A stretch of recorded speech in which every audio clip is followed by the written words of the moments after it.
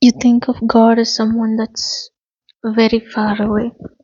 You have so many complaints that they don't fulfill your wishes, or when you're going through trouble, they are the ones that are laughing on the other side.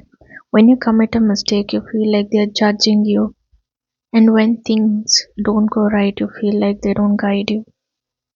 A lot of things are part of what you've been hearing from other people, from society, and from many books written from many other people.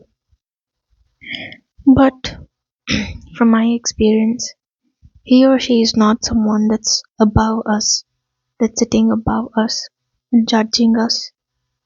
Yes, while this is true, in a way, they're not entirely cruel. They never have the superiority complex.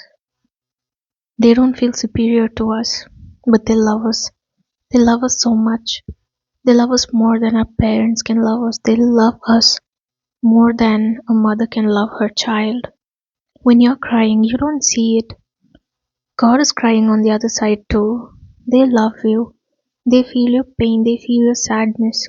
When people don't treat you right, their heart breaks too because you are a good person. You are innocent, like a little child.